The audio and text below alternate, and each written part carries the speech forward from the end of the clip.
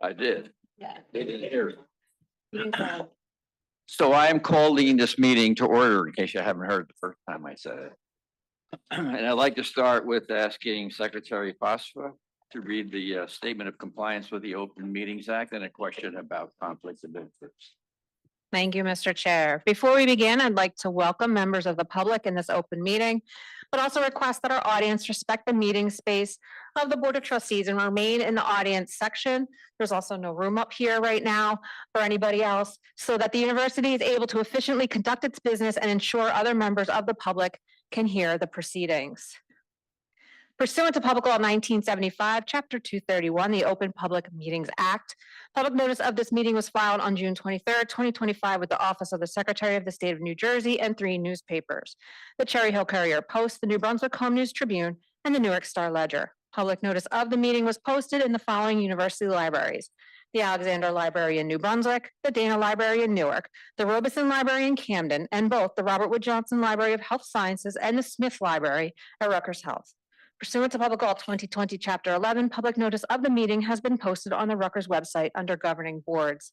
I'd like to just take a moment to make sure all members have read the agenda and the meeting materials and see if anyone has a conflict of interest to disclose at this time. Okay, we can continue. Thank you, Mr. Chair. Thank you very much. This afternoon, we're going to talk about a lot of great work that we started earlier in the academic year. And I'm happy to see that everyone is here back again. And I'll do my best to keep us on schedule and end the meeting on time. First, we have the pleasure of inducting a returning member of the Board of Trustees. I'd like to call Dr. Indu Liu to walk down to the microphone. And I'd also like to ask Mr. William Kastner, Executive Vice President for Legal Affairs and General Counsel, member of the Bar of the State of New Jersey, to administer the oath of allegiance and office. Thank you, Chairman. Ms. Liu, please raise your right hand. I, Indu Liu, do solemnly swear that I will support the Constitution of the United States that I will support the Constitution of the United States and the Constitution of the State of New Jersey, and the Constitution of the State of New Jersey, that I will bear true faith and allegiance to the same that I will bear true faith and allegiance to the same and to the governments established in the United States and to the governments established in the United States and in this state and in this state under the authority of the people, under the authority of the people, and that I will faithfully, impartially, and justly and justly perform all the duties perform all the duties of the office of member of the office of member of the Board of Trustees of the Board of Trustees of Rutgers State University of New Jersey, of Rutgers, the State University of New Jersey, according to the best of my ability. according to the best of my ability. So help me God. So help me God. Congratulations. Thank you. Congratulations.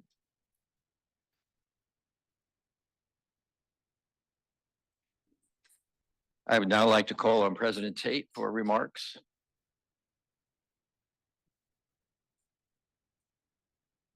Great to be here with you. I'd like to take an opportunity to once again thank all who participated in the inauguration and to all who helped to organize and support it.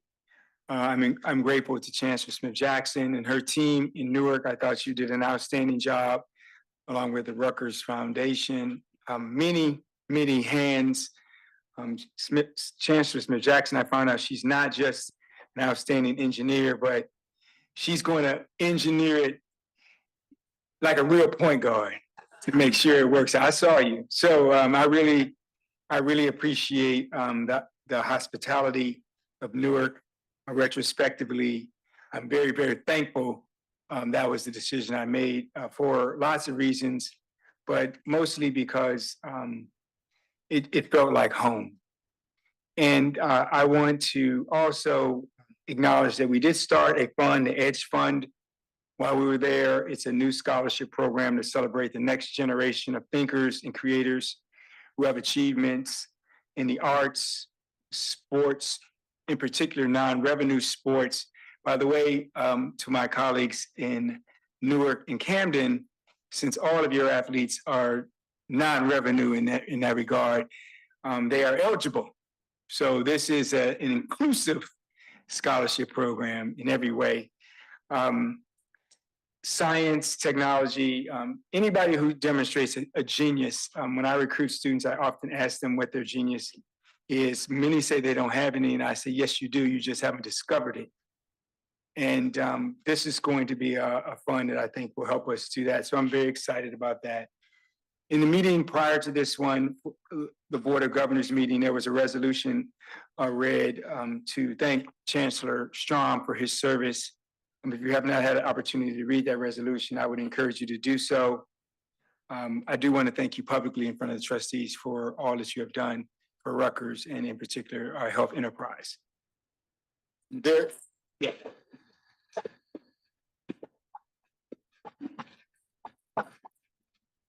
There is a search that has been launched. Dean Murtha and Executive Vice President Keena Arbuthnot are the co-chairs. The interim chancellor will be Dean Bob Johnson. There is a distinctive opportunity for us here at Rutgers Health to get community input. We have a position profile that's going to be created. There are some who have responded to our search committee, made recommendations. That's pretty standard for the course. If you've ever done one of these, you know your search committee is never going to make everyone happy. But we will have engagement with Spencer Stewart with the different constituent groups, including clinicians, all the deans, alums, et cetera. So we hope to get great input for that. Last week, well, let me back up a bit and give you a little history. A few years ago, I was sitting in my office in Baton Rouge, Louisiana, sitting on about 2 years of enrollment records in terms of class size and quality. The architect of that a particular strategy was in my office telling me that he was leaving and that he was, for family reasons, moving back to the Northeast and would be settling in New Jersey because, you know, that's where his family was and he wanted to add value to his family while also continuing his professional life. And I told him, and because he's a witness, I have my glasses on if he's in this meeting, but I told him, I said, this is not the last time we're going to work together. I just know it is not. And you may not believe in God. I don't know where you are, but God is good for me because he's working for us now. So the realities are, this gentleman was Dr. Jose Aviles was at Temple University, which allowed him to live and reside in New Jersey. But we have secured his talent. Why this is important, the number one item for any university president in the modern era is what's happening with enrollment management and retention, et cetera. How well are you managing that? It's for two reasons. Rutgers is a place of social mobility and opportunity. And it starts with going to get people where they live. And then once they get to you, ensuring that they have a real opportunity to stay and graduate, because the most expensive education you have is the one you don't finish. And so you need a star in enrollment management to help you with that. But simultaneously, it's the biggest item in our budgets. It's the number one revenue source to keep a university open. So if you're keeping up with what's happening in higher education, there's a closure every day. Every day. And the reason they're closing is because they don't have people walking through the door. It's not like there aren't people, they just aren't winning in that battle. And so you've got to win that battle. If we care about rankings, winning that battle for us at Rutgers is social mobility. That's why we're so, ascended so well, along with our excellence in research and academic reputation. And so we have a person, and I said this to Amy when I first got the job, Chairwoman Towers. If you start your budget process and it's not driven by economics of enrollment, I don't know what you're doing. Like, that's not how you run a university. So you need a person who understands the economics of it and can tell you if you put this much an increase in tuition, it's going to mean this is going to happen to you with your supply of students, and the demand will change for you. The higher you ranked, of course, the more inelastic the demand. But we now have a person who's expert at that, and I've said this to him. What he did at LSU was mirrored all across the SEC. And if you look at the SEC and we keep up with the New York Times, what are they saying? Students are leaving the Northeast in flocks, going to the SEC. Well, Jose was the one who put that template together. So we're going to keep our people now. But that requires one thing. It's all interrelated. We keep our reputation growing. We keep the traditions that people expect in college life. That's Greek life. You've got to win a few football games. It really does help. Jose can't help us with winning a few football games, but he can help us really give the story of what it's like to experience Rutgers. And so I'm excited to welcome him here. It's a big deal for me. And then I'd also like to, and I don't know if one of the other chancellors may talk about it in their report, we did have a Rhodes Scholar. If anybody else is going to talk about it, I'm going to let you have it. I'm just going to say, wow, Rhodes Scholar, first one in 30 years. I will say that to get these awards, it requires a significant investment, not only by the student in their academic work, but in faculty and staff. It means you have to have a group and team around them, helping them to shepherd all of the different processes. So I want to commend every faculty member and every staff member who invested in our Rhodes Scholar and in all our scholars who are winning these national awards. I mean, it is a team effort. And that concludes my remarks, and I appreciate the opportunity. Thank you very much. I just want to take one exception to what you said. You said the search committees never makes everyone happy. Yes, we are. Touche. Thank you, sir. I'd like to call now on Chancellor Francine Conway to for her remarks on Rutgers University, New Brunswick.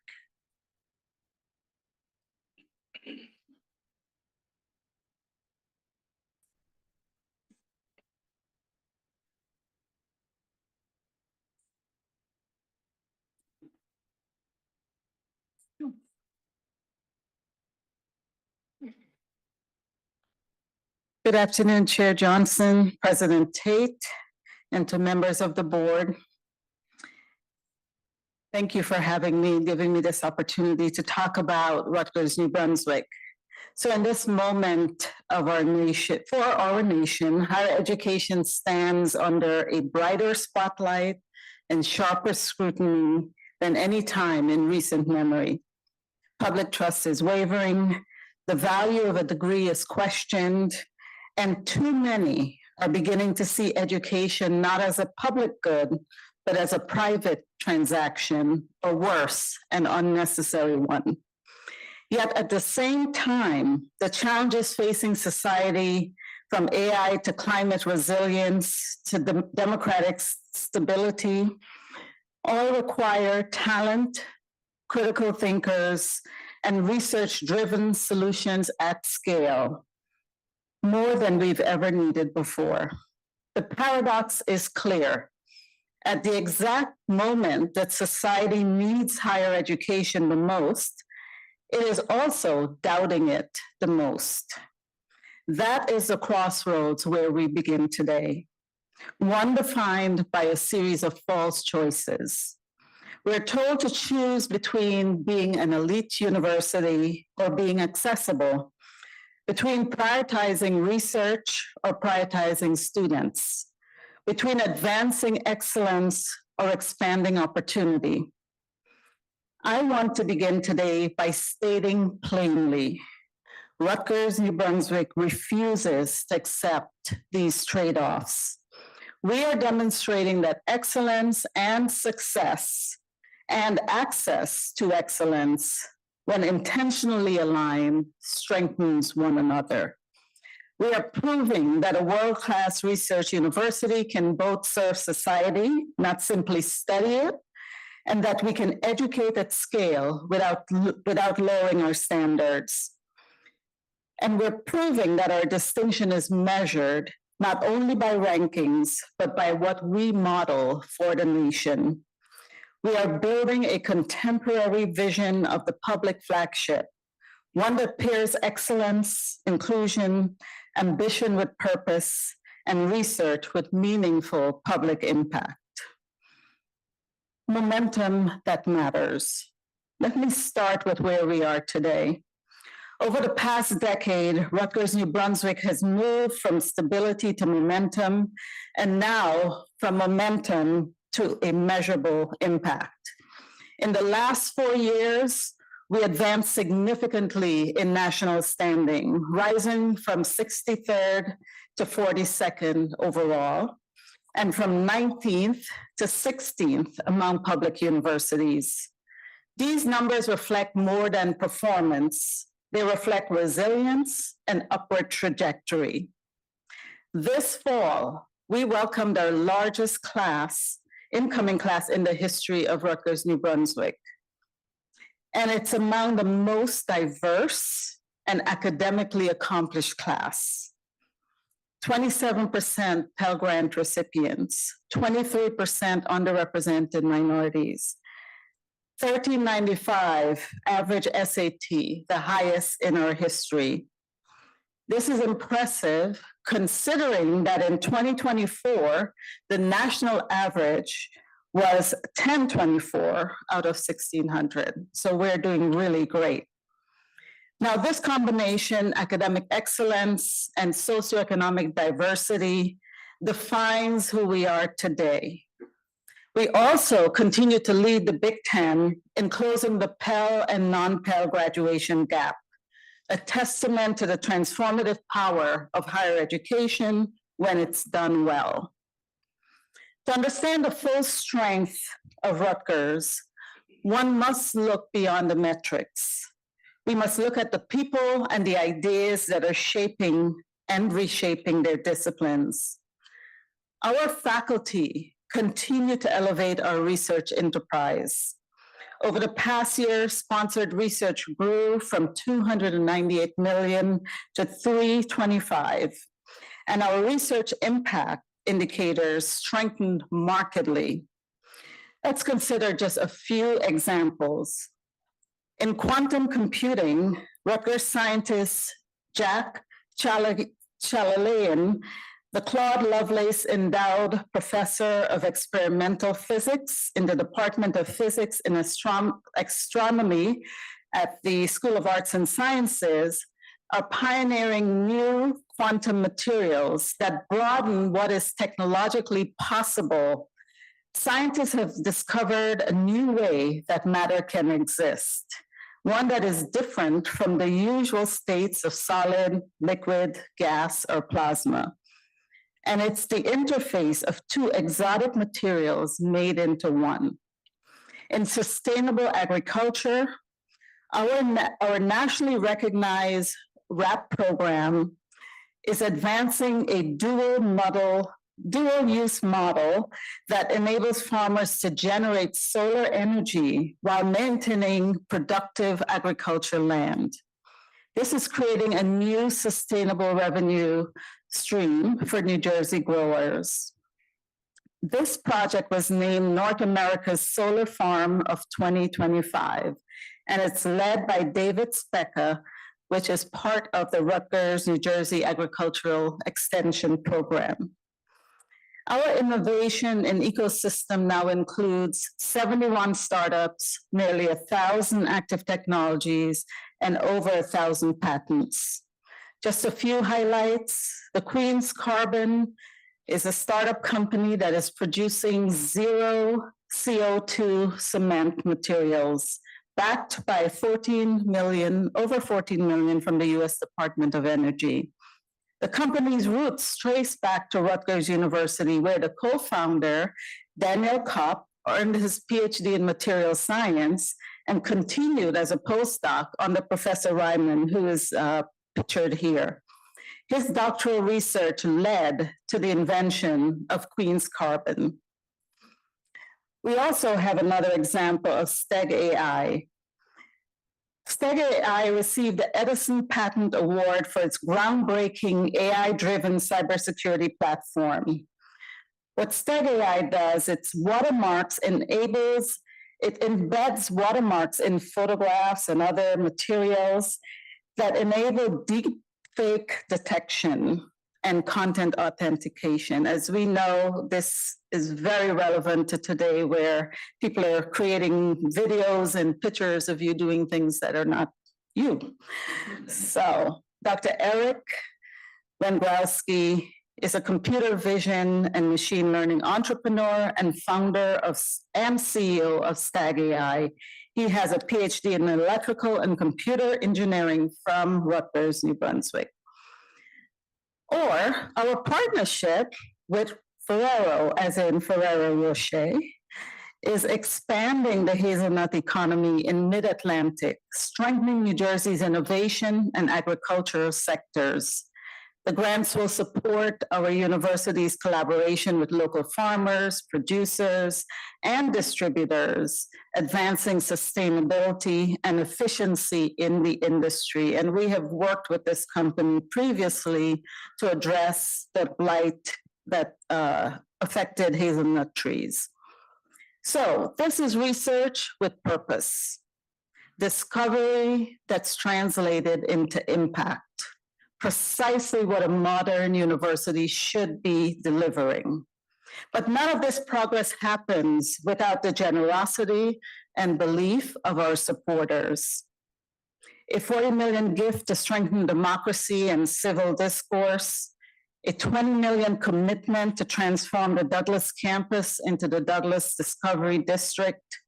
These investments reinforce a powerful truth.